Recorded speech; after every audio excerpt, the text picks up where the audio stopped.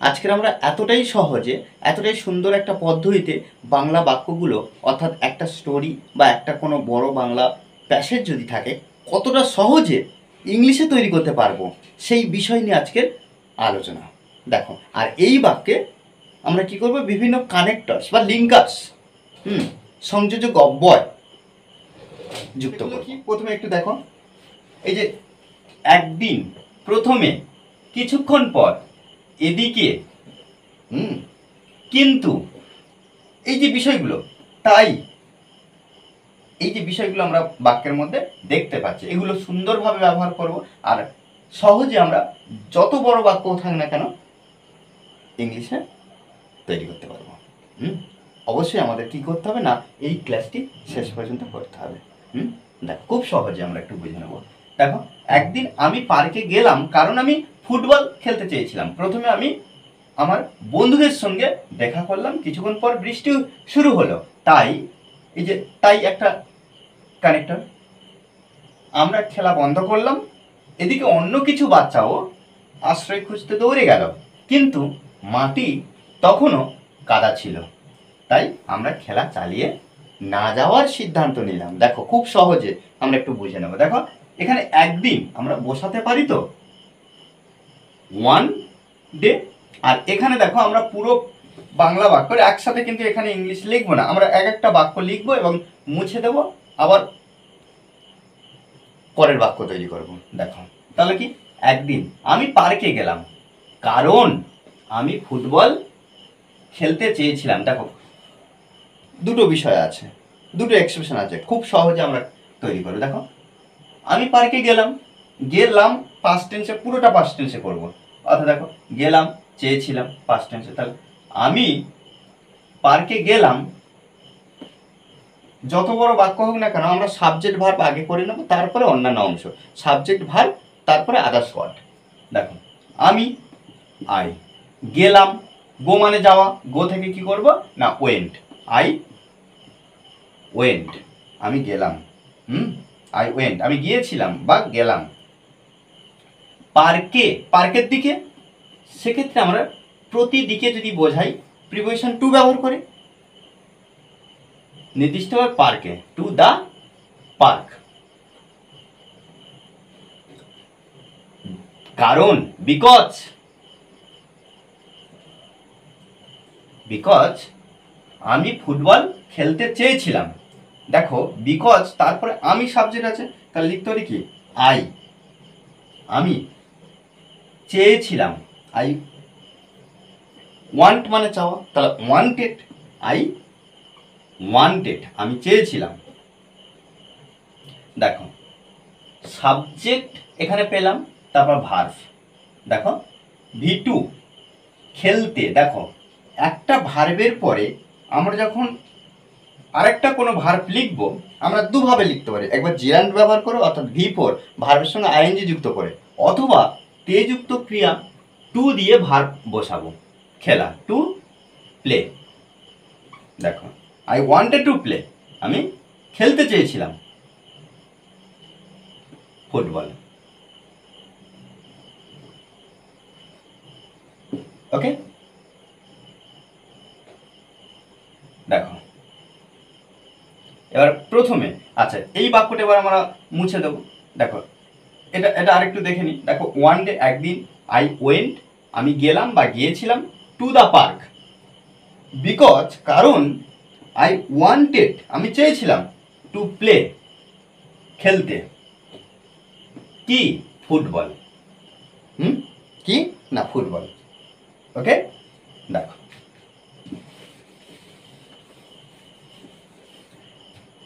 প্রথমে at first, at first প্রথমে আমি আমার বন্ধুদের সঙ্গে দেখা করলাম। দেখো, তাহলে সাবজেক্ট এটাই, আই, আমরা কমা দেব। তাহলে অ্যাট ফার্স্ট প্রথমে আই, আমি, এই যে দেখা করলাম, এটাই তো মেন ভার্ব। মিট মানে কি, দেখা করা বা সাক্ষাৎ করা, তাহলে মিট থেকে met, I met, I met, I met. তাহলে দেখা করলাম আমার বন্ধুদের সঙ্গে, এটা পুরো একটা অংশ আমার বন্ধুদের সঙ্গে, তাহলে এখানে লিখতে পারি কি উইথ মাই ফ্রেন্ডস। দেখো প্রথমে তাহলে অ্যাট ফার্স্ট আই মেট, আমি দেখা করলাম বা সাক্ষাৎ করলাম উইথ মাই ফ্রেন্ডস, আমার বন্ধুদের সঙ্গে। তারপর দেখো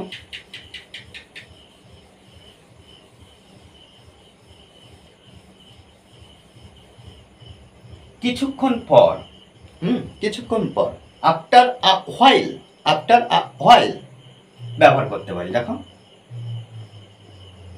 আফটার আ হোয়াইল, দেখো আফটার আ হোয়াইল মানে কিছুক্ষণ পর। বৃষ্টি শুরু হলো, দেখো বৃষ্টি শুরু হলো, এক্ষেত্রে আমরা কি করব না কোনো ওয়েদার, কোনো টাইম, এই ধরনের পরিস্থিতি, বাস্তবিক যদি পরিস্থিতি বোঝায় তখন আমরা ইট ব্যবহার করব। দেখো ইট, ইট স্টার্টেড, স্টার্টেড আর এ, ওকে, বৃষ্টি শুরু হলো তাই, সো আমরা খেলা বন্ধ করলাম। তাহলে আমরা, দেখো আমরা খেলা বন্ধ করলাম, তাহলে উই বন্ধ করলাম, উই স্টপড, উই স্টপড খেলা দা গেম। ওকে, দেখো তাহলে আফটার আ হোয়াইল কিছুক্ষণ পর, ইট স্টার্টেড আর এই বৃষ্টি শুরু হলো, বৃষ্টি শুরু হলো বা শুরু হয়েছিল, সো তাই, so we stopped the game, আমরা বন্ধ করেছিলাম বা থেমেছিলাম খেলাটি। দেখো এদিকে, দেখো এদিকে, এখানে এদিকে আমরা এর জন্য আমরা ব্যবহার করতে পারি। আচ্ছা এটা মুছে দিই,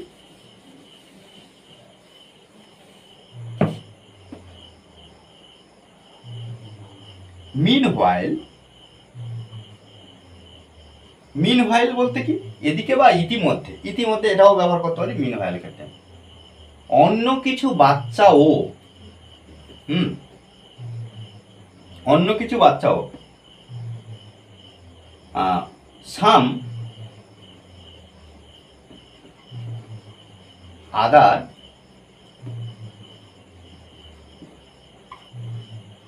চিলড্রেন, এই যে বাচ্চা ও, সাম আদার চিলড্রেন অলসো, এই যে দেখো ওর জন্য, এই ওর জন্য আমরা অলসো ব্যবহার করব, অলসো, অন্য কিছু বাচ্চাও আশ্রয় খুঁজতে দৌড়ে গেল। দেখো দৌড়ে গেল, দৌড়ে গেল পাস্ট টেন্স, দেখো গেল, তাহলে আমরা এখানে র্যান ব্যবহার করবো, আরে এন, র্যান দৌড়ে গেল। খুঁজতে, দেখো তে যুক্ত ক্রিয়া আছে, তে যুক্ত ক্রিয়া, তাই এখানে আমরা ফাইন্ড মানে খোঁজা, টু ফাইন্ড, টু ফাইন্ড, খুঁজতে, কি শেল্টার আশ্রয়। ওকে, আচ্ছা এখানে কোমা আছে, তাহলে আমরা এখানে কোমা দেব, কিন্তু, বাট, মাটি এটা সাবজেক্ট, তাহলে দা গ্রাউন্ড সাবজেক্ট ব্যবহার করব, দা গ্রাউন্ড, দা গ্রাউন্ড মাটি, তখনও, তখনও, the ground still, the still, দেখো দ্য গ্রাউন্ড, আচ্ছা সরি এখানে দ্য গ্রাউন্ড স্টিল, মাটি তখনও, তখনও কাদা ছিল, ওয়াচ ছিল মাটি।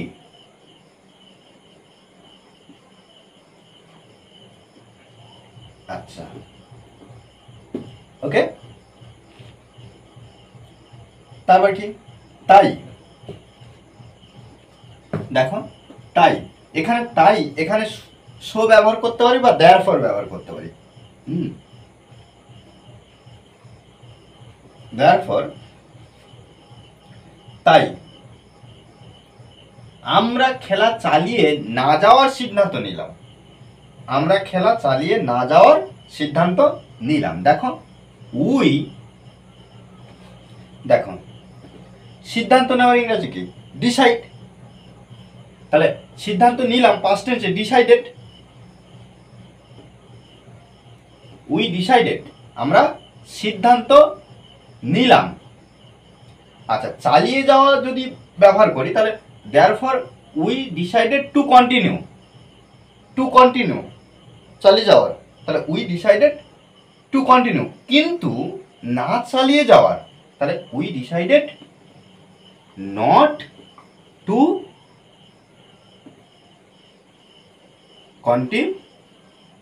কন্টিনিউ।